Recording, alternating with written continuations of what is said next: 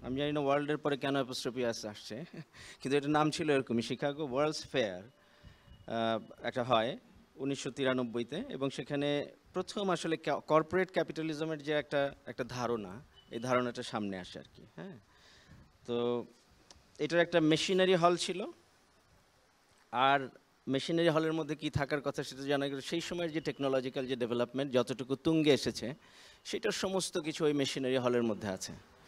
আচ্ছা, তো দর্শক তো উপচে পড়েছে, নানান রকমভাবে মানুষ তো তখন উদযাপন করতেছে আধুনিকতাকে। তার কারণ একটা জিনিস মনে রাখা দরকার যে আমরা আমরা যারা কলোনাইজড তারাও কিন্তু এটা উদযাপন করি। টেকনোলজি উদযাপন করার আমাদের কোনো ইয়ে নেই। আজকে যে টেকনোলজি নিয়ে আমরা ভাবনায় পড়েছি সেটা একটা ডিফারেন্ট একটা পরিস্থিতি। হ্যাঁ, টেকনোলজির এমন একটা জায়গায় আমরা পৌঁছেছি যেটা আসলে এআই যেরকম নিজে থেকে ডিসিশন নিতে পারে, টেকনোলজি একটা টুল হিসেবে সবাই ভাবতাম আমরা। এখনও বামপন্থীরা যখন আলাপ আলোচনা করে তখনও দেখা যায় যে টেকনোলজিকে টুল হিসেবেই দেখছে। টেকনোলজির যে নেমোনিক প্রভাব, মানে একটা টেকনোলজি আমি ব্যবহার করছি অনেক দিন ধরে, যেমন ধরি যে কম্পিউটার আমি ব্যবহার করছি, এবং সেইটা যে আমাকে এক ধরনের অস্তিত্বের যে অন্য একটা জায়গায় নিয়ে যাচ্ছে, আমার যে আচার আচরণ ব্যবহার, এমনকি আমার দৃষ্টি, চোখে আমি কি দেখি, এটা নিয়ে খুব কম লোকই আসলে আলোচনা করেছে। তার মধ্যে অবশ্যই বেঞ্জামিন একজন। আর বেঞ্জামিনের যে ভক্ত সুজান সন্ট্যাগ, সুজান সন্ট্যাগ ফটোগ্রাফির বইটাকে বলা হয় যে অন ফটোগ্রাফিকে এগেইনস্ট ফটোগ্রাফি বললেও বলা যায়। তার কারণ সুজান সন্ট্যাগ প্রথম বলেন যে আমরা যখন ফটোগ্রাফির মাধ্যমে সারা দুনিয়াটাকে দেখে ফেলছি ছোট ছোট ছোটোর মধ্যে, বিশেষ করে যারা ইমেজ জাঙ্কি, আমি নিজে একজন ইমেজ জাঙ্কি, আমি জানি যে ইমেজ দেখতে দেখতে দেখতে দেখতে এক ধরনের বিবমিশা পর্যন্ত মানুষ চলে যেতে পারে। তো সেটা হয়তো আমরা বুঝি কম। তো এটা কিন্তু সুজান সন্ট্যাগ একটা পর্যায়ে বুঝেছে, মার্কিন এই চিন্তাবিদ। তো সুজান সন্ট্যাগের মতে যে আমরা যে এই যে দৃশ্য জগতের, এই যে ভৌত জগৎকে দৃশ্যে পরিণত করলাম টেকনোলজির মাধ্যমে, একটা খুবই পটেন্ট টেকনোলজি হচ্ছে ক্যামেরা, এই ক্যামেরার মধ্যে দিয়ে করলাম। এমনকি কম্পিউটারের মধ্যে দিয়ে এখন যে আমরা ইমেজগুলি দেখি সেটাও এটার সাথে মেলে। আসলে এআইটা আর একটু পরে আসে। তো এই যে অবস্থাটা, এই অবস্থাটায় মানুষ কিভাবে পরিবর্তিত হলো। মানুষ ভাবলো যে যেন জগৎটা আমার হাতের মুঠায় চলে আসলো আর কি, যেটা আসলে পজিটিভিজমও একসময় ভাবতে শেখায় আমাদেরকে, যে পজিটিভিস্টিক আইডিয়া অবশ্যই দেকার্তে নিয়ে আলাপ আর বেশি করার প্রয়োজন নাই। আমরা যথেষ্ট ডিটেল শুনলাম যে মাইন্ড বডি ডাইকোটমি, এই যে দ্বিত্বতা, এই দ্বিত্বতা তৈরি হলো। হ্যাঁ, এর বিপরীতে আমরা যদি লালন ফকিরের কথা যদি ভাবি, যেটা আসলে প্রি মডার্ন হিসেবে আমরা এখন ধরবো, সেখানে কিন্তু ত্রিত্বতা আছে। হ্যাঁ, আকার সাকার নিরাকার, অর্থাৎ নিরাকার ছাড়া কিন্তু হচ্ছে না, হ্যাঁ, সাকার ছাড়াও হচ্ছে না, এবং সাকার কিন্তু নিরাকারের সাথে সম্পর্কিত।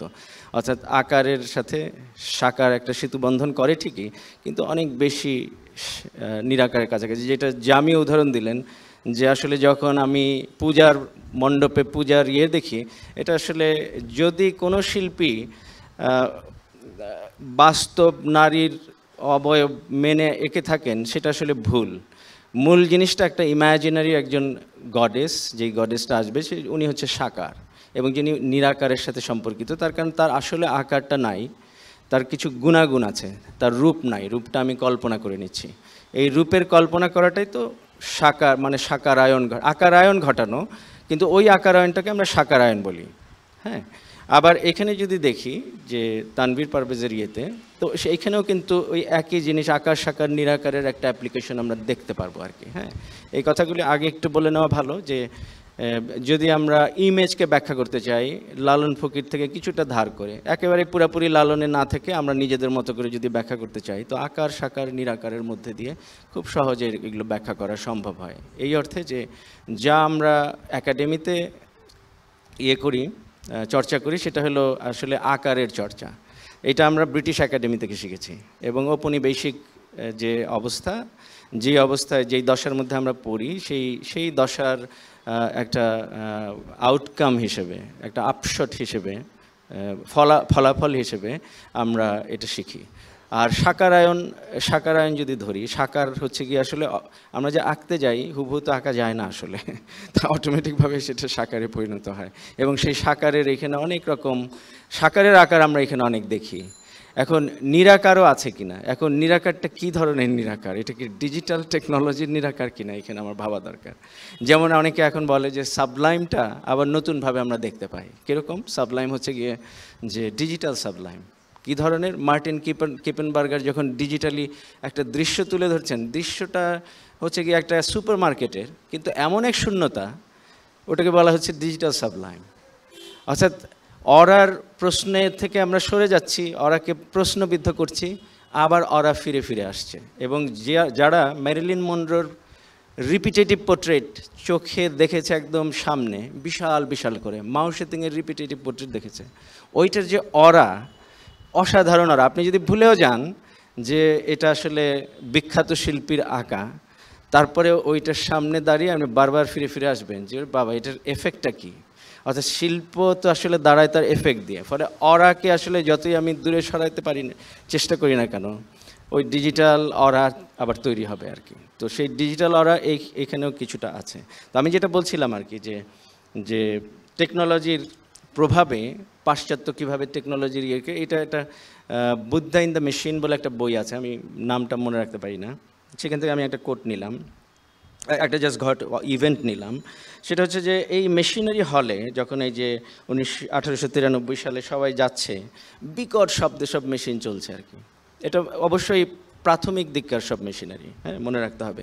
তখনও পর্যন্ত ফোর্ড তার ওই যে চারটা ইয়ের ইঞ্জিন, এখনও 4টা সিলিন্ডারের ইঞ্জিন তখন আবিষ্কার করেনি আর কি। এবং ফোর্ডের যে টেকনোলজিক্যাল ইনোভেশনের সাথে সাথে যে অ্যাসেম্বলি লাইন, সেটা তখনও আসেনি আর কি পুরাপুরি। কিন্তু তারপরেও টেকনোলজিক্যাল যে ইনোভেশন, বিদ্যুৎ আসলো, এবং এমনকি যে কি বা কয়লার যে, অর্থাৎ জীবাশ্ম জ্বালানি যে ব্যবহার শুরু হয়ে গেল, সেটা তো শুরু হয়ে গেল, এবং সেইটারই ফলাফল দেখতে মানুষ দৌড়ালো। কিন্তু সবচাইতে এই শব্দের ইন্টারেস্টিং জিনিস হচ্ছে, এই শব্দ মানুষ সহ্য করতে পারছে না। আমেরিকানরা, বিদেশিরা তো পারছেই না, ইউরোপিয়ানরা তো পারছেই না, আমেরিকানরা সহ্য করতে পারছে না। কোথায় যাচ্ছে তারা? জাপানের প্যাভিলিয়নের দিকে ছুটতেছে সবাই। ওইটার ভিতরে টিকতে পারছে না শব্দের জন্য। জাপানের প্যাভিলিয়নে একটা বৌদ্ধ মন্দির আছে এক্সট্রা, টেকনোলজিক্যাল যা যা কিছু ওরা নিয়ে আসছে জাপান থেকে, সেটা তো আছেই। আরেকটা হচ্ছে যে পদ্মপুকুর, এই দুইটা জায়গায় তারা গিয়ে শান্তি খুঁজছে আর কি। এবং আমি যে বইটার কথা বললাম, সেই বইটার যে মূল থিসিস, সেটা হচ্ছে যে এই যে ইউরোপিয়ানরা টেকনোলজির মধ্যে ঢুকলো, এটা তারা সহ্য করলো কিভাবে, এইটার সাইকোলজি, এইটার এক ধরনের যে সামাজিক এবং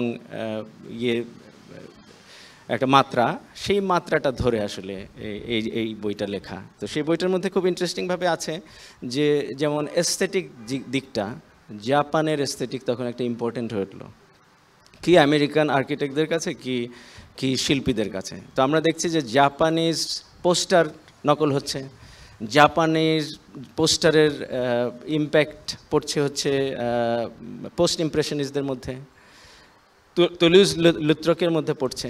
অর্থাৎ প্যারিস থেকে শুরু করে সর্বত্র এস্থেটিক যারা, এস্থেটিক অর্থাৎ শান্তি খুঁজছে যারা, দেখা গেল টেকনোলজিক্যাল বিশ্ব তারাই তৈরি করেছে। দেকার্তের ফলে, যেটার ব্যাখ্যা এখন আমার দেওয়ার দরকার নেই, অত ডিটেল আমি পড়িও না দেকার্তে, জামি দিলেন যে কিভাবে মানে টেকনোলজিক্যাল দুয়ারটা খুলে দিল দেকার্তের চিন্তা। এটা আমরা সবাই জানি যে দেকার্তের ডুয়ালিজম হয়তো মানুষকে ছোট করেছে, একটা মানুষ হিসেবে, র্যাশনাল মানুষ হিসেবে, অর্থাৎ থিঙ্কিং বিংকে সামনে নিয়ে আসছে, কিন্তু থিঙ্কিংয়ের আগে কি ছিল সেটা ভুলে গেছে আর কি। তো লাকা যখন প্রশ্ন করে আর কি যে I think therefore I am এর প্রথম আইটা কে, এই প্রশ্ন দিয়েই তো আসলে লাকার মূল চিন্তা শুরু হয় আর কি, যে এই আইটা কে, থিঙ্কিংয়ের আগের আইটা কে। তো যদি থিঙ্কিংয়ের আগের আইটা থেকে থাকে, ওইটার ল্যাক আমার মধ্যে সর্বত্র থাকে, ফলে আমার ওই পেইনটা আমার ভিতরে থাকে। আর এই পেইনটা ইস্টে কেন নাই, পাশ্চাত্যে কেন আছে, সাবজেক্টিভিটির এই ভঙ্গুরতার মধ্যে, সাবজেক্টিভিটি যে ভঙ্গুর, অর্থাৎ মানুষের সেলফ যে ভাঙা, এটা সবাই জানি। আমরা লালন ফকির পড়লেই বুঝি যে খোদ, আগের আইটাকে লালন ফকির বলছে খোদ আমি, ওই খোদ আমির খোঁজ করো। এরকম অনেক লাইন আমরা খুঁজে খুঁজে পাবো লালনের সমস্ত কাজের মধ্যে থেকে।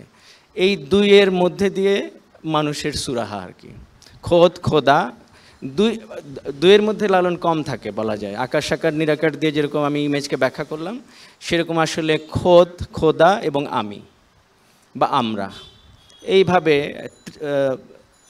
তৃতীয় দিয়ে মানে একটা কী বলে ট্রায়াড দিয়ে এটাকে বিশ্লেষণ করা যায়।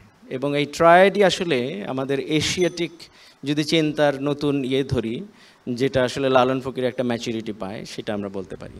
তো আরেকটা ইন্টারেস্টিং দিক হচ্ছে যে কী ধরনের সাবজেক্টিভিটি মেশিন তৈরি করে, সেটা আরেকটা দিক দেখা যায় হচ্ছে খুব মজা করে, খুব হেসে খেলে দেখা যায়। সেটা হচ্ছে আমাদের কী বলে এই মডার্ন টাইম সিনেমাটা, এই আমাদের কমিক চার্লি চ্যাপলিনের, যে একজন সকালবেলা উঠে সে অ্যাসেম্বলি লাইনে দাঁড়াচ্ছে এবং অ্যাসেম্বলি লাইনে নিজেকে অ্যালাইন করতে পারছে না, বারবার দুর্ঘটনা ঘটে যাচ্ছে। তো এর চাইতে সুন্দর মডার্ন টেকনোলজির সাথে মানুষের অস্তিত্বের যে বিরোধ, এই বিরোধ এর চাইতে সুন্দর আমি আর দেখিনি। আমি মাঝে মাঝে এটা বাচ্চাদেরকে দেখাই, আমার বাচ্চাদেরকে, কেন ওরা এই আন্ডারস্ট্যান্ডিংটা অটোমেটিক আসে মানুষের মধ্যে, যে একটা টেকনোলজিক্যাল যুগ। আর টেকনোলজি বলতে কিন্তু শুধুমাত্র স্বয়ংক্রিয় যন্ত্র বা কল না।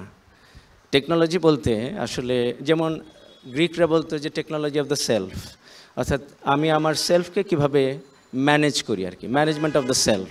তো ওরা 3 মাস হঠাৎ করে সমস্ত চাকরি বাকরি বাদ দিয়ে বনে চলে যেত, একটা রিসোর্টে চলে যেত, একটা রিট্রিট বলতো আর কি ওইটাকে, বা এইরকম সবাই করতো যারা ব্যস্ত মানুষ ছিল, হ্যাঁ, যারা পুলিশে বসবাস করে। টেকনোলজি যদি একটা টোটালিটি ধরি, টেকনোলজি একটা অবশ্যই এর একটা ম্যাটা ন্যারেটিভ আছে। আধুনিকতার ম্যাটা ন্যারেটিভ ছাড়া তো আর আধুনিকতা তৈরি হয় না। পোস্ট মডার্নিটি থেকে শুরু করে পোস্ট স্ট্রাকচারালিস্ট তত্ত্বকথা তো সেইটাই নাকচ করার চেষ্টা করে আর কি।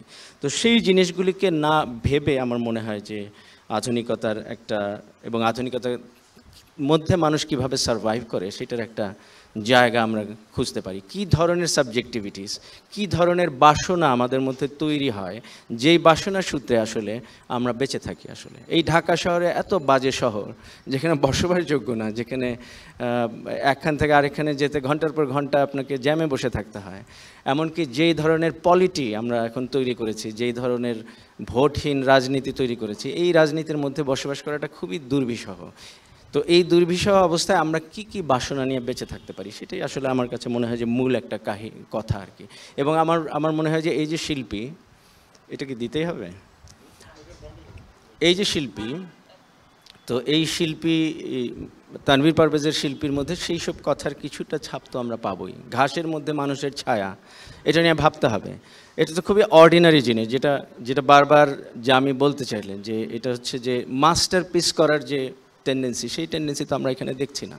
আমরা এখানে শিল্পী তো মাস্টারপিস করার জন্য তৈরি হয়নি। তার টেকনোলজিতে যদি ধরি, স্বয়ংক্রিয় যেটুকু, আবার যদি ধরি অ্যাস্থেটিক্যাল যে টেকনোলজি, সেই টেকনোলজির মধ্যে এমন কিছু আমরা দেখতে পাই যেটা আসলে মাস্টারপিস নির্মাণের বাসনা থেকে বের হয়ে মানব অস্তিত্বের এমন কিছু বলার চেষ্টা, যেই চেষ্টাটা আসলে একটু ভিন্ন রকমের। কেননা যারা নিজেকে শিল্পী হিসেবে একটা কর্তা পজিশনে ভাবে, তারা আসলে সবসময় ভাবে যে আমি বড় বড় কিছু মাস্টারপিস করব, মানুষ আমাকে মনে রাখবে। এটা এক ধরনের হেজ এগেইনস্ট অবলিভিয়ন। আমি যাতে বেঁচে থাকি, আমার আমিত্ব না থাকুক, আমার শরীর না থাকুক, কিন্তু আমি যাতে আমার ছবির মাধ্যমে বেঁচে থাকি। এটা একটা মাস্টারপিস গড়ার পিছনে কাজ করে। আরও অনেক কিছু কাজ করে, ওই জটিলতায় আমি না চাই। হ্যাঁ, তো যেটা যেটা যেটা টেকনোলজির সাথে মিল রেখে যেটা বলা যায় যে মানব অস্তিত্ব কোথায় গিয়ে দাঁড়ালো, আমি এখানে একটু সামান্য রবীন্দ্রনাথকে সবখানে নিয়ে আসে বাংলাদেশের মানুষ, আমিও আনছি, কিন্তু আমি রবীন্দ্রনাথের যথেষ্ট সমালোচক, বড় সমালোচক। তো উপযোগিতা নির্ভর দুনিয়া, যে আসলে খর্বকৃত দুনিয়া, এটা রবীন্দ্রনাথ অনেক আগে একটা লেখায় লিখলেন। এবং এই যে খর্বকৃত দুনিয়া, এটা কি রবীন্দ্রনাথ লিখছে যে নববর্ষা প্রবন্ধে লিখছেন, এটা ভোগের দ্বারা এই বিপুল পৃথিবী, চিরকালের পৃথিবী আমার কাছে খর্ব হইয়া গেছে। আমি তাহাকে যতটুকু পাইয়াছি, আমি বলতে কিন্তু সব, আমি শুধু রবীন্দ্রনাথ না, পাইয়াছি তাহাকে ততটুকু বলিয়াই জানি। অর্থাৎ আমি উপযোগিতার বাইরে তেমন ভাবতে পারিনি, আমার ভোগের বাহিরে তাহার অস্তিত্ব আমি গণ্যই করি না। তো এই যে উপযোগিতা নির্ভর দুনিয়া, এর বাইরে অনেক দুনিয়া আছে। যে যদি ধরি যে কান্টিয়ান ডাইকোটমিকে আমি অন্যভাবে ব্যবহার করতে চাই, যদি যে ফেনোমেনন, যা দুনিয়াদারি, দুনিয়ার মধ্যে আমরা যা দেখি, এই সমস্ত কিছু জগৎ দুনিয়াকে যেভাবে আমরা দেখি, যেভাবে স্পর্শ করি, অনুভব করি, এইটা যদি ধরি, আরেকটা হচ্ছে ফেনোমেনন থেকে নুমেনন, যেটা আসলে মিউট, যেটা আসলে আমাদের অজানা রয়ে গেছে, বা যেটা সামনে হাজির করা যায় না। হয়তো আমি টের পাচ্ছি অনেক কিছু, যেমন অনেক অনেক সুফিরা বলে না যে অনেক কিছু টের পেতে হয়, সত্যটা এসে হাজির হয়। তো এগুলো এগুলো এক ধরনের যে নুমেননের জগৎ থেকে কিছু কিছু ইনফরমেশন যদি আমি পেতে পারি, তো এগুলো খুবই মিস্টিসিজম বলে মনে হবে, কিন্তু মিস্টিসিজমটা আসলে একটা প্রয়োজনীয় টুল হিসেবেও ধরা যায়। আসলে মিস্টিসিজম তো একটা একটা বাস্তবতা আছে, যে যেই মিস্টিক ভাবছে যে আমি এমন একটা জিনিস টের পাই, যেমন একজন সায়েন্টিস্ট বেশ কিছুদিন ধরে গবেষণা করছেন, নামটা ভুলে গেলাম, ইউটিউবেও পাওয়া যায় তার ব্রিটিশ সায়েন্টিস্ট। সেটা হচ্ছে যে কিভাবে কুকুর তার মনিবের কি অবস্থা দাঁড়ালো, মাইলের পর মাইল দূরে হয়তো অ্যাক্সিডেন্ট করলো, সেটা কিভাবে সে জানলো। এই যে টেলিপ্যাথি, হ্যাঁ, টেলিপ্যাথি নিয়ে আমরা ছোটোকালে খুব জানতাম ঠিকই, কিন্তু এটাকে এখন আর টেলিপ্যাথি বলে না, আরও অনেক অন্যভাবে বিশ্লেষণ করে। তার কারণ কগনিটিভ সায়েন্সের যে ডেভেলপমেন্ট হয়েছে, যে মাইন্ড বডির যে বিভাজন, এই বিভাজন যে আসলে কাজ করে না, সেরকম অনেক রকম বিচার বিশ্লেষণ হয়ে গেছে আর কি। হ্যাঁ, আরও হচ্ছে। এই যে আনফোল্ডিং একটা ব্যাপার, ফিজিক্সের ক্ষেত্রেও তাই, যে বল, বস্তু, এগুলো যে আলাদা কিছু না, এই সমস্ত কিছুর যে ইউনিটি, এই ইউনিটিগুলি কোথায়, এবং কিছু কিছু জিনিস যে কখনো দেখা যায় না, প্রত্যক্ষতার মধ্যে আনা যায় না, সেটা ফিজিক্সের মধ্যেও দেখা যায়। যেমন হিগস বোসন, যেটা আবিষ্কৃত হলো বারোতে না 13 বোধ হয়, এটা কিন্তু একটা ফেনোমেনন ফিজিক্সের জগতে এবং আমাদের আধুনিকতার জগতে। এই জিনিসটা যদি খেয়াল করা যায়, দেখা যাবে যে শয়ে শয়ে মানুষ গিয়ে ফুটবল খেলা দেখার জন্য যেভাবে তাঁবু গেড়ে বসে থাকে না, ঠিক হিগস বোসনের রেজাল্টটা কি হয়েছে সেটা যখন অ্যানাউন্স করা হবে, সেটা দেখার জন্য এরকম বসেছিল মানুষ। কারণটা কি? কারণটা হচ্ছে যে এইটা এমন এক জায়গায় পদার্থবিদ্যাকে নিয়ে যাচ্ছে, যেটা আসলে যেমন লেনিন তার একটা লেখায় খুবই এই পদার্থবিদ্যাকে খুবই সন্দেহের চোখে দেখেছে। তার কারণ লেনিনিজমের মধ্যে যে পজিটিভিজম লুক্কায়িত অবস্থায় ছিল, সেটা ওই লেখাটা পড়ে বোঝা যায়। উনি 1907 সালে লেখাটা লিখেন এবং 1909 সালে এটা পাবলিশ হয়। এটা একটা বিরাট নাম, পজিটিভিজম, হ্যাঁ, মানে হ্যাঁ, কী নাম, এই ধরনেরই একটা বড় নাম। তো লেনিনের মূল উদ্দেশ্যটা ছিল বলা মানুষকে যে পজিটিভিজম যদি ভুলে যায় মানুষ, তারপরেও মেটেরিয়ালিস্টদেরকে খেয়াল রাখতে হবে। তার কারণ মেটেরিয়ালিস্টরা এই মিস্টিক ফিজিক্সকে মানবে না। মিস্টিক ফিজিক্স কি? সেটা হচ্ছে যে এই যে জগৎ যে আসলে বোঝা যায় না, বস্তু হিসেবে জগৎকে বোঝা যায় একভাবে, আবার এনার্জি হিসেবে জগৎকে আরেকভাবে বোঝা যায়, দুইটা একসাথে বোঝা যাচ্ছে না। ফোটন কণাকে রিড করা যায় বস্তু হিসেবে কিন্তু বস্তু এবং এনার্জি দুইটা একসাথে রিড করা যায় না। তো এই যে ফিজিক্সের যে নতুন ভাবনাগুলি সামনে চলে আসলো, এটা আসলে মেটেরিয়ালিস্টদেরকে বিপদে ফেলে দিল। ফলে এই বইটা জরুরি হয়ে পড়লো। বিশাল এক বই, হ্যাঁ, বিশাল এক থিসিস, যেটা একই থিসিস যে কীভাবে যে আসলে মিস্টিসিজমটা ঢুকে যাচ্ছে ফিজিক্সের মধ্যেও। তো উপায় নেই, যদি ওইটাকে মিস্টিসিজম ধরি, সেই মিস্টিসিজম আরও দূর আগাবে আসলে। হ্যাঁ, এবং যেটা আমি বললাম হিগস বোসনকে কিন্তু দেখা যায়নি, একটা কম্পন তারা খালি টের পেয়েছে। এই কম্পন দিয়ে তারা, যারা বহুদিন ধরে গবেষণা করছে, সেই কম্পন থেকে ধরে নিছে যে এই হিগস বোসন বলে একটা কণা আছে, যেটাকে গড পার্টিকেলও বলে। তো এইটাই হচ্ছে নতুন ফিজিক্সের একটা ধরন, এবং যেটার মধ্যে যদি ধরি লেনিনীয় ভাষা ব্যবহার করি, তাহলে মিস্টিসিজম আছে আর কি। কেননা সব কিছু প্রত্যক্ষ করে তোলা যায় না। তো যা কিছু প্রত্যক্ষ করে তোলা যায় না, সেটাও একটা জরুরি বিষয় মানুষের জন্য। মানুষ ওইটাও ভাবে, আর ডিজায়ার তো আছেই আর কি।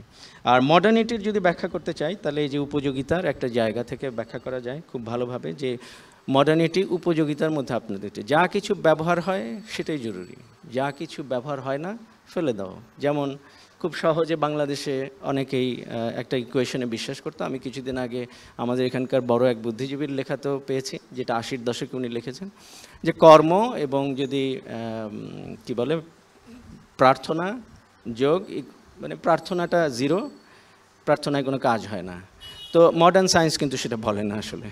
তার কারণ যখন প্রার্থনাও কাজ হয়, এরকম কোনো জনগোষ্ঠীর উপর যদি যারা পার্টিকুলার কোনো প্রার্থনার মধ্যে থাকে, সেই জনগোষ্ঠীকে যখন স্টাডি করা হয়, তখন দেখা যায় যে তাদের মধ্যে ওই প্রার্থনার কারণে কিছু কিছু রোগ কম হয়, রোগের যে তীব্রতা সেটাও কম হয়। তো সেগুলো এখন নতুন সায়েন্সের মনোযোগের জায়গা আসলে, কেননা মাইক্রো লেভেলে আমরা যেহেতু অনেক কিছু আনফোল্ড করতে পারছি, অনেক কিছু বেরোচ্ছে, সেটা একটা। এখানে মডার্নিটি বোঝার জন্য আমার মনে হয় যে খুবই জরুরি যে বিষয় সেটা ফিউচারিজম। আমি একসময় একটা বড় লেখা লিখেছিলাম যে কীভাবে আধুনিকতার মধ্যে, আধুনিক শিল্পের মধ্যে কীভাবে নাৎসিবাদের একটা বীজ বপিত হয়ে গেছে অনেক আগেই।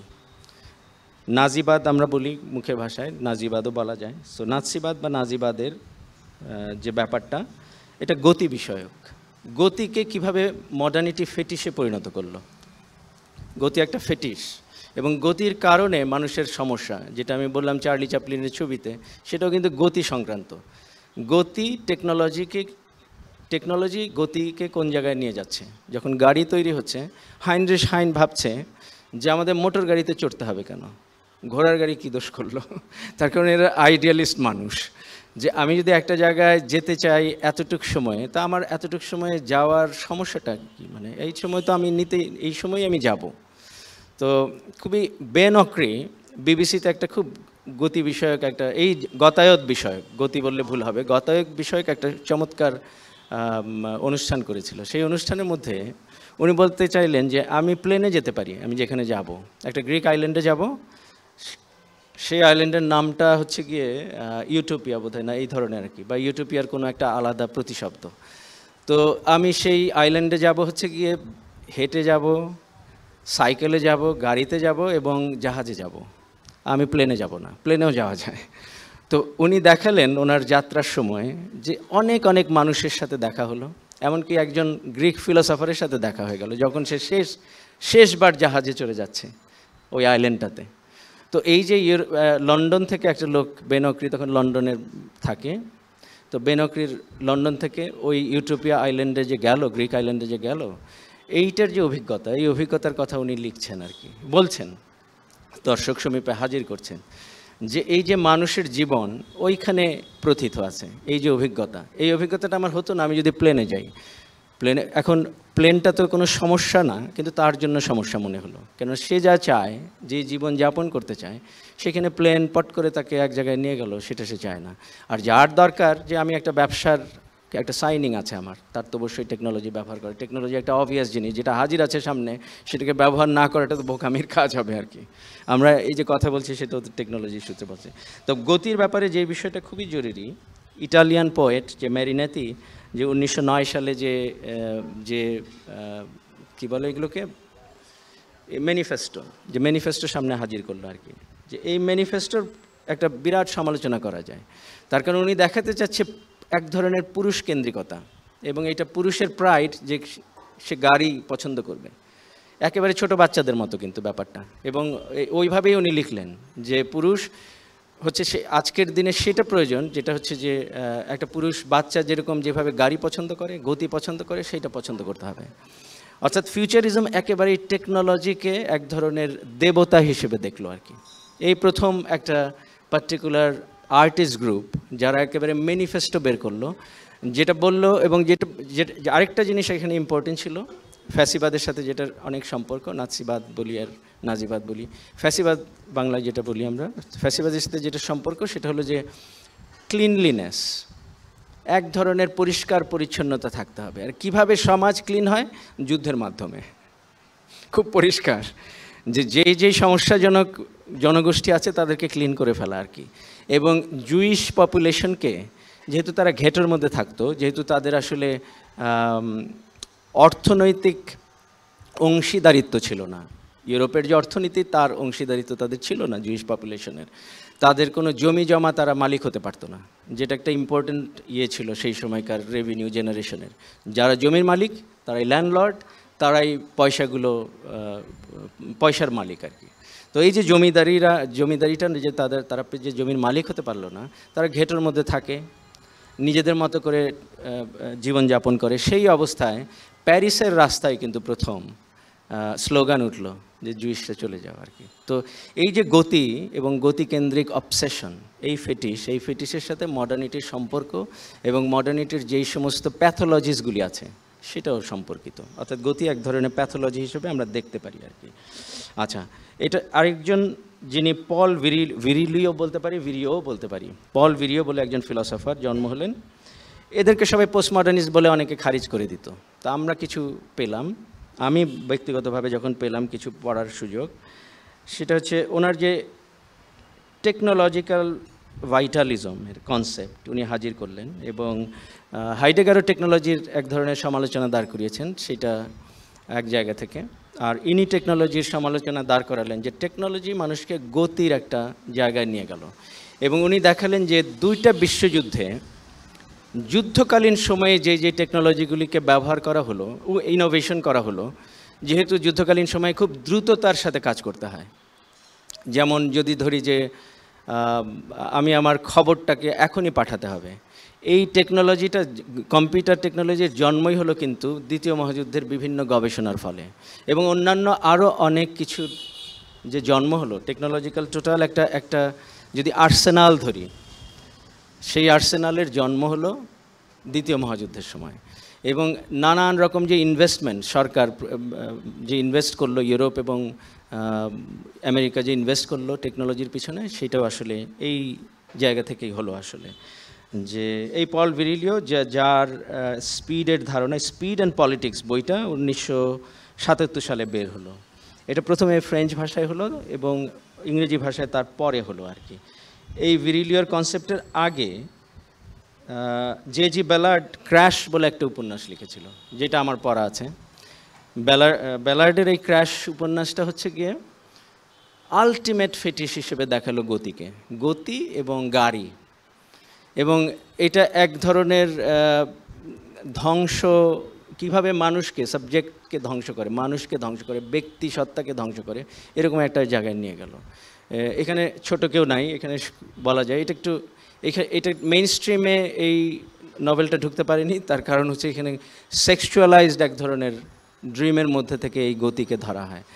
যে প্রোটাগনিস্ট সে ভাবছে যে মাস্টারবেট করতে করতে একটা অ্যাক্সিডেন্ট করবে, ওইটাই তার এন্ড হবে আর কি।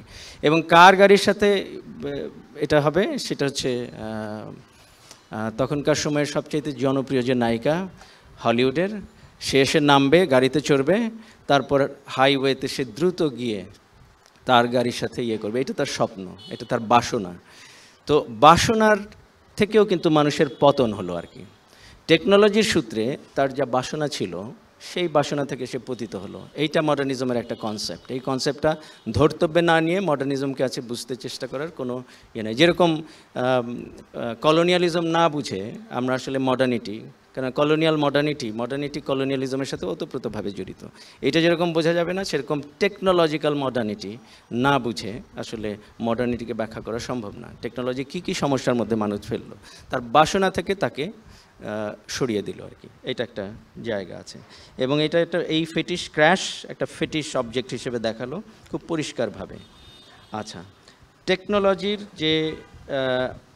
যে আভিজাত্য সেটা আমরা এখন দেখছি, এবং জীবাশ্ম জ্বালানির ক্ষতিকর দিক নিয়ে আমরা কথা বলি। আমরা এটা আমাদের দেশেও আমরা অনেকভাবে এটা দ্বারা আরেকটা জিনিস এখানে মডার্নিজম আমাদেরকে শেখালো, যেটা ফ্রয়েড বলে ফল ফ্রম হ্যাপটিসিটি। মডার্নিজমকে ফ্রয়েড ব্যাখ্যা করছে এক জায়গায় যে ফল ফ্রম হ্যাপটিসিটি, অর্থাৎ স্পর্শের জগৎ থেকে আমরা পতিত হলাম। কিভাবে পতিত হলাম? এই যে সুজান সন্টাগ যে কথাটা তুললো, উনি ফ্রয়েডের দিকে নির্দেশ করেনি, উনি নিজের মতো করে ব্যাখ্যা দিচ্ছে যে ইমেজ কেন্দ্রিকতা, অর্থাৎ চিত্র বা চিত্রমুগ্ধতায়, এই যে আমরা চিত্রমুগ্ধ হতে খালি চিত্র দেখি, এই চিত্রমুগ্ধতার মধ্যে দিয়ে আমরা স্পর্শের জগৎ থেকে দেখার জগতের মধ্যে ঢুকলাম।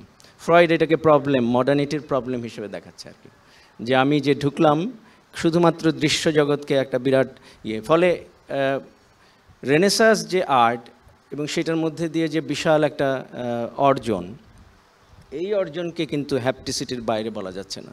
ওইখানেও কিন্তু অকিউলার সেন্ট্রিজম জন্ম হয়ে গেছে, সেটা আছে। কিন্তু তারপরেও রেনেসাঁস শিল্পী যেই ধরনের ট্যালেন্ট এবং হিসেবে দেখা হতো, যেই এজেন্সি তাদের, আধুনিকতায় কিন্তু সেটা না, এটা একেবারেই আমাদের ইমেজ মুগ্ধতার জায়গায় নিয়ে গেল। যেটা ভাঙার চেষ্টা করলো হচ্ছে গিয়ে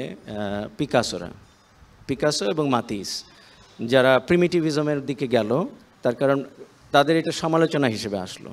মডার্নিটিকে যারা মানতে পারলো না, এটা মনে রাখতে হবে যে আভাগার্দ, যে আভাগার্দদের সাথে জামিও এখানে সঠিকভাবে এটার একটা মেলবন্ধন ঘটানোর চেষ্টা করেছে, এবং ওইটা দিয়ে আসলে ব্যাখ্যা করতে হবে। যেমন টেকনোলজি যদি ধরি, আভাগার্দের টেকনোলজিটা কী? হ্যাঁ, আভাগার্দ সম্পর্কে খুব ইন্টারেস্টিংভাবে পিকাসোর একটা একটা একটা ইয়ে আছে, যে পিকাসো বলতেছে যে আমার কাজগুলো এক ধরনের এক্সোরসিজমের একটা উপায়। কেন এরকম কাজ করি? এটা একদম এক্সোরসিজম, যে বলে আমার এফোর্টটা হচ্ছে, আমার চেষ্টাটা হচ্ছে এক্সোরসিজমে। কী ধরনের এক্সোরসিজম? ঠিক যেরকম আফ্রিকার মাস্ক দেখে যেসব রিচুয়ালগুলি করে, ভূত প্রেত দূর করে, এই ভূত প্রেতের জায়গায় আপনি ধরে নিতে পারেন এটা আমেরিকান এক সাংবাদিকের কাছে বলছে আর কি, কত সাল আমি ভুলে গেছি, তো একটা বড় ইন্টারভিউ, তো সেই ইন্টারভিউতে বলছে এটা একটা এক্সোরসিজম, আমার যে কাজগুলি এটা এক্সোরসিজমের কাজ করে। যে সাধারণ যে দর্শক প্যারিসের সে ইমেজ ভালোবাসে, এই দর্শক আমার ছবি ভালোবাসবে না, ওরা দূরে চলে যাবে, ওটা তারা এক ধরনের বিক্রিয়া দেখাবে। এবং সাধারণ যে কি বলে এটাকে, সংগ্রাহক, সেই সংগ্রাহক আমার ছবি সংগ্রহ করবে না। তো ফলে এগুলোর মধ্যে এক্সোরসিজমের বীজ আমি বুনে দিচ্ছি, এটাই আমার কাজ। তো এইভাবে উনি ব্যাখ্যা করছেন নিজের ইয়েতে। তো এই যে আভাগার্দ, এই যে ফিউচারিজম থেকে, ফিউচারিজমকে অনুপ্রাণিত করলো, আভাগার্দ থেকে ফিউচারিস্টরা কিছু অবয়ব নিল, কিন্তু স্পিরিটটা নিল না। এই যে পিকাসোর ক্রিটিক্যালিটি, পিকাসো এবং মাতিস এবং অন্যান্য যারা আভাগার্দদের মধ্যে দিয়ে একটা নতুন সমাজের থেকে আলাদা হতে চাইলো। কি সমাজ? যে সমাজটা আসলে স্টিম ইঞ্জিন থেকে শুরু করে, মোটর গাড়ি থেকে শুরু করে সমস্ত কিছুকে এক ধরনের ফেটিশ অবজেক্ট হিসেবে পূজা করতে চাচ্ছে আর কি, টেকনোলজিকে পূজা করতে চাচ্ছে, সেইটা থেকে তাদের ভিন্নতা। এবং সেটা আমরা কবিতায় প্রথম দেখি, বদলেয়ারের কবিতায় প্রথম দেখি, বদলেয়ারের তত্ত্বকথায় প্রথম দেখি। বদলেয়ার প্রথম প্যারিসের যে একেবারে নবায়ন করা হলো, বড় বড় স্ট্রিট নির্মাণ করা হলো, জার্মান এক ইয়ে দেওয়ার নামটা ভুলে গেছি আমি। এই যে পরিবর্তন, এই যে আধুনিকায়ন, এই আধুনিকায়নের বিরুদ্ধে বদলেয়ার কথা বলল। এবং বদলেয়ার যে এলিয়েনেশনের কথা বলে, সেই এলিয়েনেশনটা হচ্ছে গিয়ে যে এই যে আধুনিকতা, যেই আধুনিকতার মধ্যে নানান রকম সমস্যা দেখা যাচ্ছে, একেবারে টেকনোলজির কারণে হোক, কলোনিয়ালিজমের কারণে হোক, যা যা কারণ আছে সব কারণ উল্লেখ না করলেও তারা এটা থেকে দূরবর্তী। তারা যে এই আধুনিকতাকে নাকচ করে এক ধরনের আধুনিক আভাগার্দ ধারা তৈরি করলো, এই ধারাটাকে প্রগতিশীল ধারা বলা যায়, যদিও প্রগতিশীল শব্দটা অতি ব্যবহারে নষ্ট হয়ে গেছে আর কি। এই অর্থে প্রগতিশীল যে ওর মধ্যে এগিয়ে যাবার একটা বাসনা আছে। এই বাসনাটা একেবারে বলা যায় যথেষ্ট পরিমাণে বিশুদ্ধ বাসনা, যে এগিয়ে যাওয়াটা, যে আমি এগিয়ে যাব এবং আমার একটা ভবিষ্যৎ দরকার। এবং ভবিষ্যৎ চিত্রকলা কি হবে? চিত্রকলা কান্ট না, হেগেলের ভাষায় তো চিত্রকলার দিন শেষ হয়ে গেছে অলরেডি। ফিলোসফিক্যালি উনি বলে দিছে যে শিল্পের মৃত্যু হয়ে গেছে আর কি। তো শিল্পের মৃত্যুর পরে শিল্পকে কিভাবে জাগিয়ে তোলা যায়? তো বেঞ্জামিনের ভাষায় এটা খুব পরিষ্কার যে এটাকে ক্রিটিক্যালিটি দিয়ে আরও জাগিয়ে তোলা, দাঁড় করিয়ে রাখা এবং পলিটিক্যাল জায়গা থেকে এটাকে ভাবা। তো পিকাসো সেটাই ভাবছে। এবং পিকাসোর সবচেয়ে ভালো উদাহরণ দেওয়া যায় যে পিকাসো কি ভাবলেন আর অন্য শিল্পীরা তখন কি ভাবছে। পিকাসোকে যখন দায়িত্ব দেওয়া হলো, যে তাকে কমিশন করা হলো, দায়িত্ব দেওয়া হলো মানে কমিশন করা হলো যে গেরনিকা উপরে একটা ছবি আঁকার জন্য। তো উনি বললেন যে আমি করে দিচ্ছি।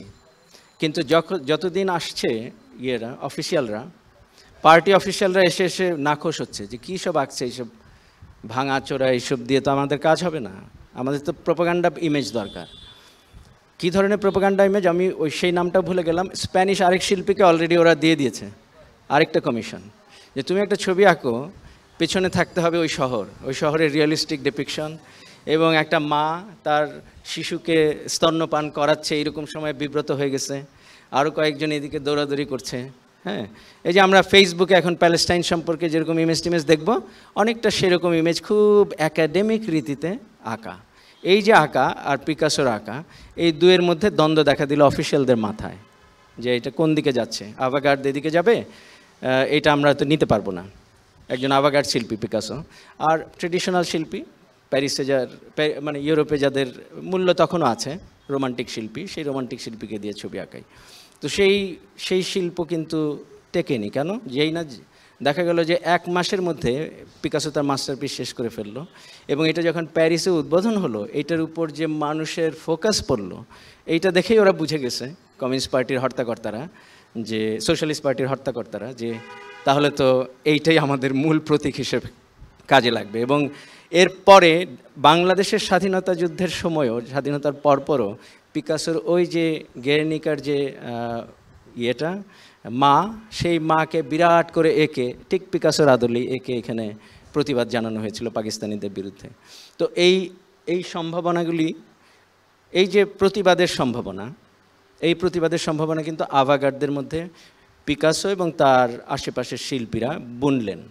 এবং সেইটারই যদি আরও ইয়ে করি, দূরে যাই, আরও এগিয়ে যাই, দূরে না, তো সেটা দেখা যাবে যে কিছু টেকনোলজি এখানে যুক্ত হচ্ছে। যেমন পিকাসো কোলাজ ব্যবহার করছে, এটা একটা টেকনোলজি, মানে অ্যাস্থেটিক টেকনোলজি যদি বলি আমি, তো এই টেকনোলজি উনি ব্যবহার করছে। পিকাসো দেখা গেল যে সাইকেলের একটা ইয়ে দিয়ে হরিণের মাথা তৈরি করছে। এই টেকনোলজিগুলি কিন্তু আমরা নিচ্ছি। ফটো কেটে নিয়ে যাওয়া, দাদারা যেটা অনেক ভালোভাবে অনেক পলিটিক্যালি ব্যবহার করলো, ম্যাডনেসের মধ্যে নিয়ে গেল অনেকটা।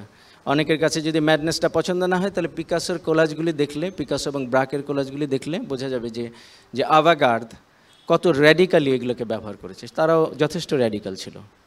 তো এই যে র্যাডিক্যালিটির শুরু হলো, এই র্যাডিক্যালিটির মধ্যে টেকনোলজি কিন্তু একটা বিরাট ভূমিকা রাখলো। এই টেকনোলজিটা আমি বলছি যে শিল্পকে তার প্রতিবাদী ভাষা পাওয়ার জন্য যে টেকনোলজি, যেটাকে তার পিকাসোদের ধারণা ছিল যে একাডেমিক জায়গায় না রেখে শিল্পকে একটা একাডেমির বাইরে বের করে একটা প্রতিবাদী ভাষায় পরিণত করা আর কি। এবং সেটা উনি সাকসেসফুলি করেছে বলা বাহুল্য। তো এই ফিউচারিজম, মানে গতি, চিত্রমুগ্ধতা এবং অন্যান্য বিষয়ের মধ্যে দিয়ে যে আধুনিকতায় আমরা পৌঁছালাম, সেইখানে আমরা আমাদের জায়গাটা কিভাবে বিশ্লেষণ করব। তো সেটা আমি একটা আহমেদ শরীফ থেকে একটা শব্দ ধার করতে পারি, স্বস্থ বলে। উনি এটা পুরনো শব্দ, অনেক পুরনো যারা লিখেন তারা এটা অনেক জায়গায় ব্যবহার। স্বস্থ মানে হচ্ছে আমি আপনার স্থানে স্থির হয়ে আছি। গতির বিপরীতে আমি এটা বলছি আর কি। আমি আমার জায়গায় স্থির, আমার জায়গাটা আমি চিহ্নিত করতে পেরেছি আর কি, মোটামুটি। মানে এইটা সম্পূর্ণভাবে করা যায় না। জাতীয়তাবাদীরা যেভাবে করে, আসলে ওইটা জাতীয়তাবাদ জিনিসটাই তো আসলে একটা পাশ্চাত্যের নির্মাণ।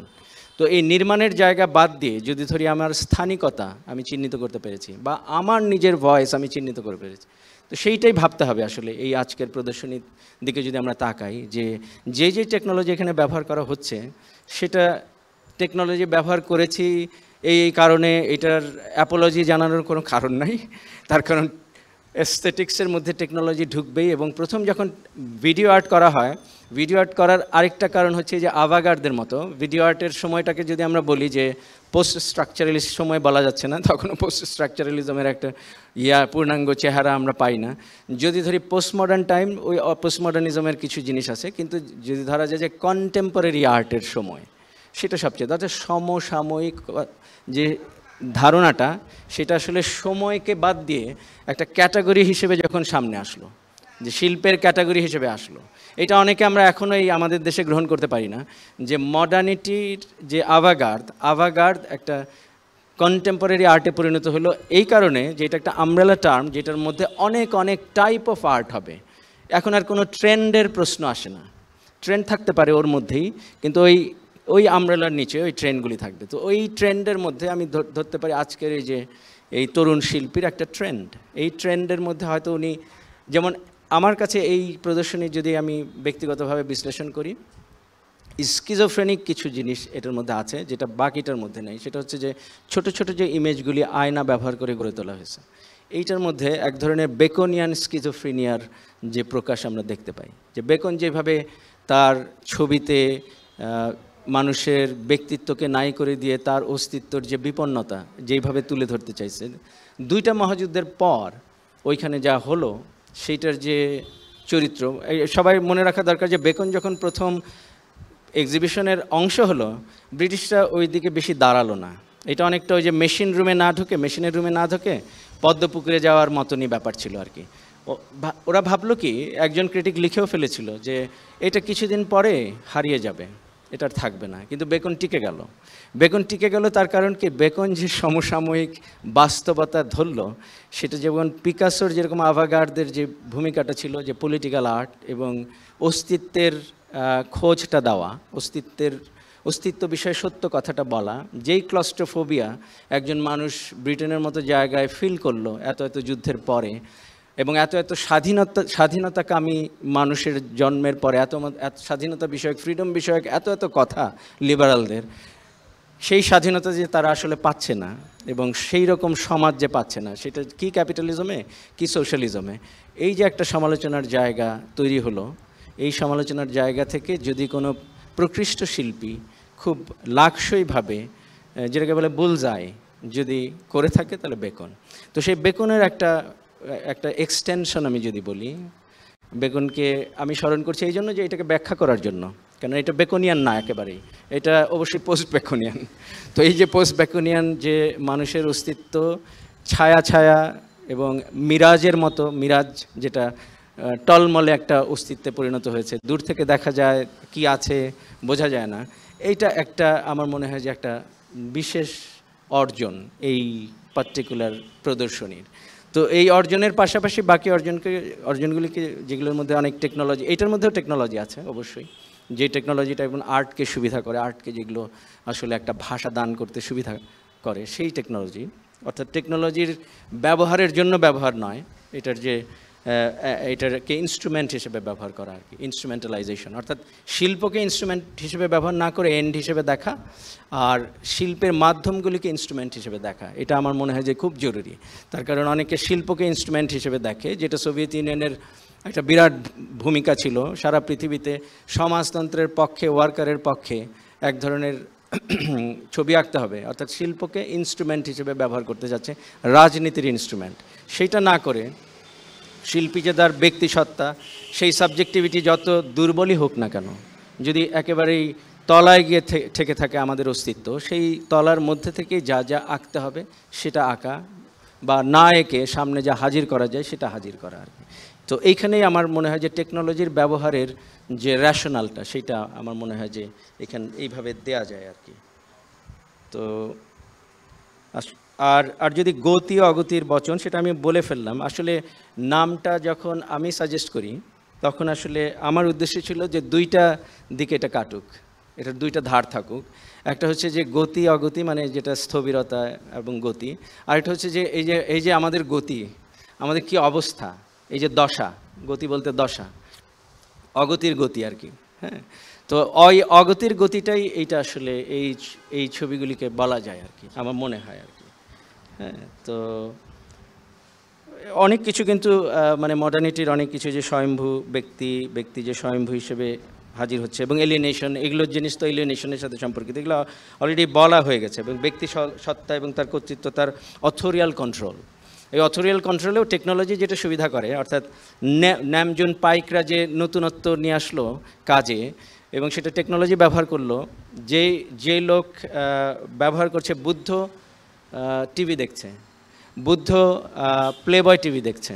তো এই যে সত্যিকার ওয়েস্টের যে অবস্থা বা টেকনোলজাইজড সোসাইটির যে দশা, এই দশা তুলে ধরার জন্য যথেষ্ট লাকসই জিনিস। এবং উনি কিন্তু টেকনোলজির ব্যবহার করার সবচাইতে গুরুত্বপূর্ণ ব্যক্তি, এবং তিনি আবার টেকনোলজির সমালোচনাও করছেন আর কি। তো এই সমস্ত দিকে হয়তো শিল্পীর চোখ আসলে, অর্থাৎ শিল্পী একটা জরুরি ব্যাপার, শিল্পীর ব্যক্তিত্ব টিকিয়ে রাখতে হবে আর কি, যেভাবেই হোক। এআই এর সাথে যদি কম্পিটিশন করতে হয়, সেটাও করতে হবে শিল্পীকে, সেটা কম্পিটিশনের জায়গাটা কি হবে সেটা শিল্পীর নিজে নির্ধারণ করতে হবে আর কি। তো আর এই আভাগার্দের যে টেকনে বলে যে জিনিসটা আসলে হাইডেগার অনেক প্রচলিত, মানে জনপ্রিয় করে তুলছিল, যে আমি যেটা বলছি যে টেকনোলজি, সেটা আসলে টেকনে, বেসিক্যালি এটা একটা প্রসেস, যেই প্রসেসের মধ্যে দিয়ে নতুন মাধ্যমকে আমরা সামনে নিয়ে আসি, এবং নতুন মাধ্যমকে পলিটিক্যালি ব্যবহার করা যায়। যেরকম ভিডিও আর্টের কথা বলছিলাম, এটা আমি একটু দূরে সরে আসছি। তো ভিডিও আর্টের কথায় ফিরে যাওয়া যায় এই অর্থে যে যখন ভিডিও আর্ট আমেরিকাতে ইমার্জ করলো, সেটা কিন্তু এমন একটা মাধ্যম যেটা হচ্ছে একেবারেই হ্যান্ডহেল্ড একটা বের হলো, যে বসত বাড়িতে ব্যবহারের জন্য আসলে, যে আমার বাচ্চার হয়তো বার্থডে, সেটা আমি রেকর্ড করে রাখলাম। তো সেইটা ব্যবহার করে কিন্তু ভিডিও আর্টের শুরু। তার মানে ভিডিও আর্ট টেকনোলজিক্যালি খুবই ফিনাস, অর্থাৎ একটা উত্তুঙ্গ অবস্থায় যেতে চায় না। ভিডিও আর্ট সবসময়ই, এমনকি ফটোগ্রাফি যখন ঢুকলো, ফটোগ্রাফি একটা ডি স্কিলিংয়ের মধ্যে দিয়ে ঢুকলো, কিন্তু এই ডি স্কিলিংয়ের কথাটা আমরা বাংলাদেশে ভুলে যাই। এবং আমার মনে আছে যে কিছু শিল্পী আমাকে বলছে যে ফটোগ্রাফি নিয়ে যেহেতু কাজ করতেছো, ফটোগ্রাফির টেকনিকগুলি আরও ভালোভাবে শিখো। তো সেখানে মাহবুব ছিল, মাহবুব বললো যে না, যদি ফ্ল্যাশ দিয়ে দিয়ে কিছু পোর্ট্রেটও করে মিঠু ভাই, ওইটা যদি ওনার একটা কাজ হয় তাহলে ওইটাই কাজ হবে। তো এই যে বোধগম্যতাটা শিল্পীদের মধ্যে, যে বেসিক্যালি যে আমরা যেই টেকনোলজিকে যেভাবে ব্যবহার করা হয় সেইটাকে কিন্তু শিল্পীরা ব্যবহার করে না, এইটাও কিন্তু আভাগার্ডদের শিক্ষা আসলে। তো সেই আভাগার্ড থেকে শিক্ষাটা নেওয়া জরুরি আমার মনে হয়, এবং সেটারই কন্টিনিউশন হিসেবে যদি আমরা নিজেদের জায়গাটা বুঝতে পারি, ওই যে স্বাস্থ্যের কথা বললাম, সেইটা একটা জায়গা আর কি। তো তখন এই নতুন সাবজেক্টিভিটি, অর্থাৎ আমি যে ব্যক্তি, আমার এই ব্যক্তিত্ব কিছুটা হলেও সামনে চলে আসবে। তো আমার মনে হয় যে যথেষ্ট কথা হয়ে গেছে, ডিজিটাল সাবলাইমের কথা আমি বলে ফেলছি, তো এখানেই শেষ করি। ধন্যবাদ।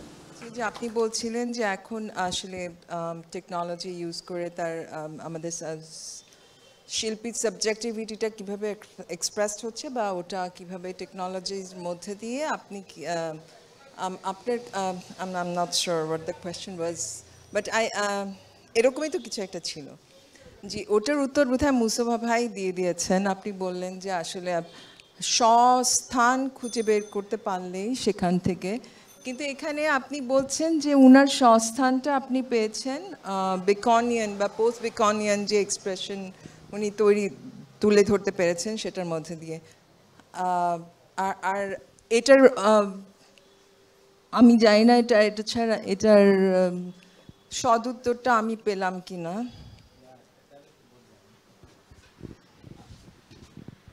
বেকনকে আমি একটা টুল হিসেবে ব্যবহার করলাম আর কি, এটা বোঝার জন্য যে বেকন দেখে যেহেতু আমরা অভ্যস্ত সবাই, বেকনে যে চেহারাটা নাই হয়ে যায়, বিকৃত হয়ে যায়, যদি বলি বিকৃত হয়ে যায়, এবং এটার যে অস্তিত্বের যে একটা ভেতরের ব্যাপারটা উপরে চলে আসে বলে মনে হয় আর কি।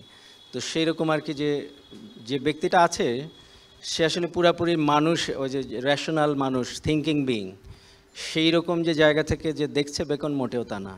একটা ক্লস্ট্রোফোবিক পরিবেশে তার বন্ধুদেরকেই সে আঁকতো, এটা তার ব্যক্তিগত জায়গা থেকে আমি বলছি। কিন্তু ব্যাপারটা হচ্ছে যা চোখের সামনে আমাদের দর্শকের সামনে হাজির হয়, সেটা যদি সেমিওটিক রিডিং করি, ভাষা হিসেবে পড়ি, তো দেখা যাচ্ছে যে ব্যক্তিত্বটা পুরাপুরি মানুষ হিসেবে, মানুষ যেটা আমরা ভাবি পূর্ণাঙ্গ একটা মানুষ, সেভাবে সামনে হাজির হচ্ছে না আর কি। সেখানে কিছু ল্যাক থেকে যাচ্ছে, সেখানে কিছু এমন কিছু পেইন, এমন কিছু বোঝা যাচ্ছে যেটা আসলে ঠিক ব্যক্তিত্বটাকে প্রকাশিত হতে দিচ্ছে না বলে মনে হচ্ছে আর কি। তো এইটা ইতিহাসের চাপও হতে পারে, ব্যক্তির সাইকোলজিও হতে পারে। হ্যাঁ, তো আমরা তো যখন সেমিওটিক রিড করব, ভাষা হিসেবে এটাকে পড়ব, তখন তো বলবো যে এটা ইতিহাসের চাপও আছে, আবার ব্যক্তি হয়ে উঠতে পারছে না, এই সমস্যাও আছে, সাইকোলজিক্যাল সমস্যাও আছে। ওইটাকে আমি জাস্ট একটা লেন্স হিসেবে ব্যবহার করলাম এই ছবিগুলিকে দেখার জন্য, যে এখানেও দেখা যাচ্ছে যে এক ধরনের যে পোর্ট্রেট আছে বা মানুষটা আছে অস্তিত্ব, আবার নাই। কিন্তু এটা যেটা বললাম আমি পোস্ট বেকনিয়ান, অর্থাৎ এটা বেকনের সাথে সম্পর্কিত না অতটা। আমি ব্যাখ্যা করার সুবিধার জন্য এটাকে বেকনকে ডেকে আনলাম আর কি। হ্যাঁ, তার কারণ বাংলাদেশের আর্টেও এটা কিছুটা আছে, এক ধরনের কাজ করেছিল যে মানুষ নাড়া পড়লে, ফটোগ্রাফিতে তো আছেই, মানুষের পোর্ট্রেটকে নাড়া দিয়ে ছবি তোলা, সেই রকম একটা সিরিজ করছিল মাহবুব, ক্লাস ওয়ার্ক হিসেবে। খারাপ ছিল না ওইগুলোর মধ্যে। এই এখন গতিও একটা ব্যাপার ছিল, স্কুটারের মধ্যে মানুষ এরকম নাড়া দেয়া, এরকম ছিল যতদূর আমার মনে পড়ে। এইটার একটা সলো এক্সিবিশনও হয়েছিল মাহবুবের। তো এরকম আরও অনেকে কিছু কিছু কাজ করেছে, যেটা আসলে হ্যাঁ হ্যাঁ হ্যাঁ মামুন ভাইয়ের টিএসসির ওই কাজ, হ্যাঁ, মুছে যাওয়া, যে সমস্ত ছবিটা স্পষ্ট হলো না, কিন্তু আমি বিষয়টা বুঝলাম।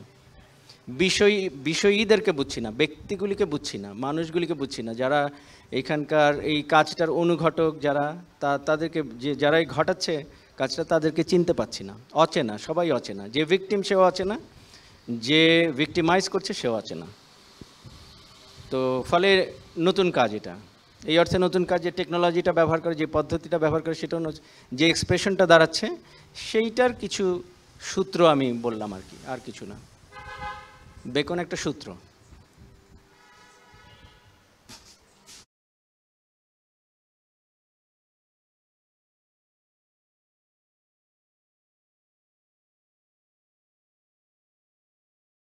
দেওয়ার যে ইমেজের কথা আমরা বললাম, আমরা জানি গেহার্ড রিস্টার, হ্যাঁ, যার বিখ্যাত সিরিজ, এমনকি সে ফিউচারিস্টকে চ্যালেঞ্জ করেই ওই ছবিগুলো আঁকা প্রথম দিকে। ওকে, যেটা বলছিলাম যে টেকনোলজি বা এটাকে যদি একটা ইনস্ট্রুমেন্ট হিসেবে ধরি, তো আমার কাছে মাঝে মাঝে মনে হয় যে আমরা যে জেনারেশন, যে ইনস্ট্রুমেন্টগুলোকে নিয়ে আমরা বড় হয়েছি এবং আমাদের অভ্যস্ততা এবং চিন্তার প্রক্রিয়া বা ব্যাপকতা তৈরি হয়েছে, এটা এখন যে জেনারেশন যারা টেকনোলজির অন্য একটা স্তরকে নিয়ে অভ্যস্ততা বা কি বলবো, তাদের চিন্তার জগৎ, তাদের জীবনযাপনে যেভাবে এই টেকনোলজিগুলোকে ব্যবহার করে বা তাদের জীবনে যেভাবে উপস্থিত, তারা ঠিক আমাদের মতো করে দেখবে কি না বা দেখে কি না, মানে এখানে বোধহয় আমি ঠিক জানি না। আমার কাছে মনে হয় যে পৃথিবী, মানুষ, ভবিষ্যৎ, এগুলো একটা পজিশন থেকে আমরা দেখছি আমাদের অভ্যস্ততা এবং আমাদের ইনফরমেশন অনুযায়ী এবং আমাদের সমস্ত টেকনোলজিক্যাল যে এক্সপেরিয়েন্স, ক্ষমতা, সেটাকে সামনে রেখে এটা আমরা দেখি যে আমাদের আগের জেনারেশনের এই একটা নির্দিষ্ট সমস্যা ছিল। যখন প্রথম ফ্রান্সের রেলগাড়ি চললো, তখন রীতিমতো ডেমনস্ট্রেশন হয়েছে, কেননা এত জোরে চললে মানুষ বাঁচবে না বা এটা পজিটিভ হবে না। এখন এটা এটা আলোচনার ব্যাপারই না যে একটা রেলগাড়ি কি গতিতে আর চলে।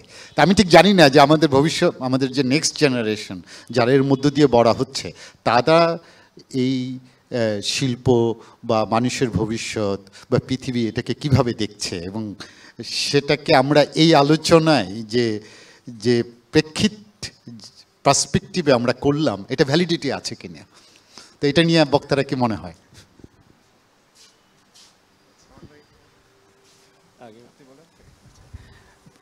টেকনোলজি তো দুইটার দিক আছে।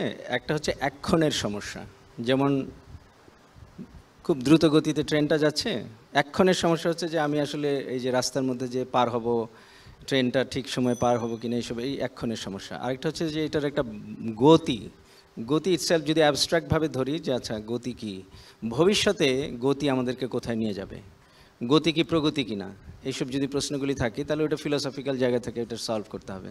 যে ওইটা হচ্ছে ডিজায়ারের প্রশ্ন, যে আমি কি ধরনের ভবিষ্যৎ চাই।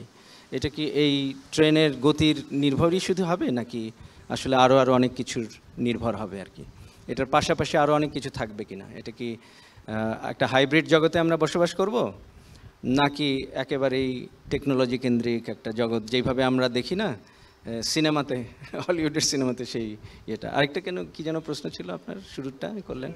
ও জেনারেশনের কথা। আমি যা দেখি আমার বাচ্চাদের মধ্যে, বাইরে বৃষ্টি হচ্ছে, দৌড়ে গিয়ে আবার গুগলে কী কীরকম বৃষ্টি হচ্ছে দেখতে চায় আর কি। তো এগুলো ইনকুইজিটিভনেস, এগুলো আমার মনে হয় যে মানুষ প্রকৃতির সাথে যে সম্পর্ক, সেইটা ব্যাহত হয়, ব্যত্যয় ঘটে। একেবারে 100% বিচ্ছিন্ন হওয়ার কোনো কারণ নাই, যতদিন না পর্যন্ত মানুষ মেশিনে জন্ম না নেয়। আমার এটা ধারণা আর কি, অ্যাজ এ হিউম্যান বিং আমার মনে হয় যে যতদিন না পর্যন্ত ওই যে কি যেন ব্রেভ নিউ ওয়ার্ল্ডের যে ব্যাপারটা, ব্রেভ নিউ ওয়ার্ল্ডের উপন্যাসে যেই বিষয়টা দেখানো হয়েছে, যতদিন না পর্যন্ত মানুষ মেশিনের মধ্যে শিশু হিসেবে জন্ম না হয়, ততদিন পর্যন্ত মানুষের প্রকৃতির প্রতি একটা বিস্ময় থাকবে আর কি। আচ্ছা, আমি জাস্ট ওই একটা আলাপ যেটা জামান ভাই করলেন আর কি, যে আসলে এই যে স্বাস্থ্য, এটা মনে হয় যে এইটার সাথে কিছুটা যুক্ত আর কি, যে ওয়াকিল ভাইয়ের প্রশ্নের সাথে, যে আসলে আমাদের সময়ে এসে আসলে স্বাস্থ্য হওয়ার যে ধারণা সেটা আসলে আগের জেনারেশনের সাথে একই কি না।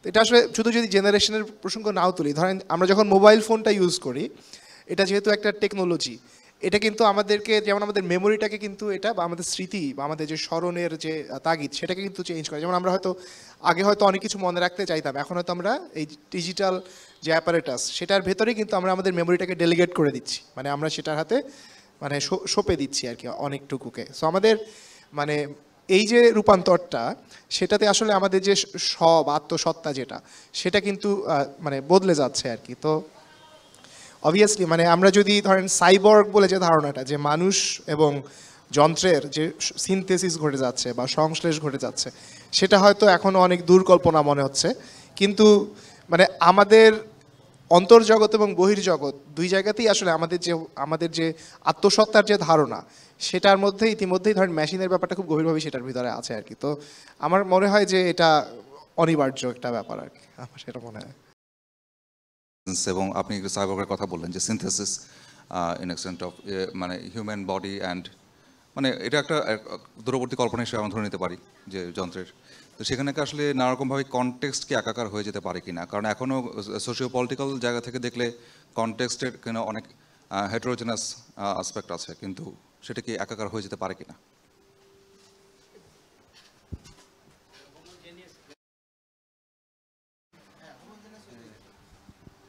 সেটা আসলে আমি বলতে পারবো না, আমি অতদূর ভাবিনি।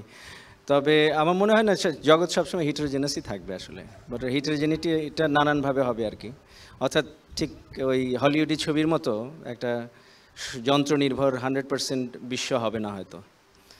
কেউ কেউ আপ আউট করবে, আবার যেমন এখনই তো যাদের হার্টের পেসমেকার, তারা তো অলরেডি কি বলে যেটা এই সাইবর্গ। তো তারপর অনেকের কান দেখা গেল যে যন্ত্র, তো সে তো সাইবর্গ। একেবারে একটা অংশ এখন প্লাস্টিকের ইয়ে দিয়ে লাগালো, মনে করেন আগে যে বেকনের কাজগুলি যেখান থেকে উঠে আসলো, যে দ্বিতীয় মহাযুদ্ধের পর যাদের কান চোখ এইসব জায়গা চোয়াল টোয়াল উড়ে গেছে, তাদেরকে কোনো রকম এক ধরনের প্রস্থেসিস দিয়ে চালানো হতো, ওই দেখতে খুব ওই রকম অদ্ভুত লাগতো। তো ওইখান থেকে বেকন কিছু কিন্তু শিক্ষা নিল। তো এই যে ব্যাপার আর কি, এটা এখন কিন্তু অনেক হাইটেকে চলে গেছে। তা এমনভাবে মানুষকে তৈরি করে ফেলা যায় যে আসলে সাইবর্গ। তো সাইবর্গে আমার মনে হয় অসুবিধা নাই, মানে সাইবর্গ ব্যাপারটা এই না যে তার অস্তিত্বের সংকট তো কিছুটা তো হবেই, কিন্তু পরিবর্তিত অবস্থায় কি দাঁড়ালো আর কি, সে তখনও কি স্বাস্থ্য কিনা হতে পারবে কিনা। অ্যাবসোলিউট স্বাস্থ্য বলে তো কিছু নাই, ওটা শুধুমাত্র কল্পনায় আছে। যারা যারা জাতীয়তাবাদী তারা হয়তো বলবে যে এই হচ্ছে আমার জায়গা, এই হচ্ছে আমি এখানে দাঁড়াই। এটা তো সম্ভব না আসলে। হ্যাঁ, এখানে ব্যক্তি সমাজের মিথস্ক্রিয়া আছে, তো টেকনোলজি আর ব্যক্তির মিথস্ক্রিয়াও এক ধরনের জায়গায় আমাদেরকে নিয়ে যাবে, স্বাভাবিক এটা।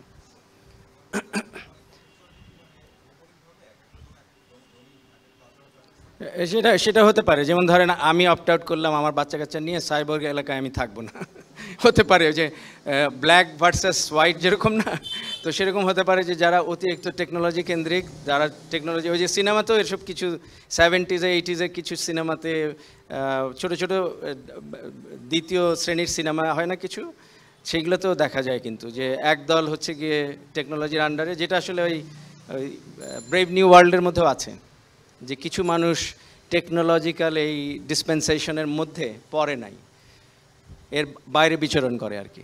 তো সেইখান থেকে একটা লোক যখন প্রথম ওই সমাজে ঢুকলো এবং তারা খুব অবাক হয়ে দেখলো যে আচ্ছা এইটা হচ্ছে নেচারের চাইল্ড, তো এই যে কনটেক্সট আর কি, সেরকম হতে পারে ভবিষ্যতেও, না হওয়ার কিছু নাই।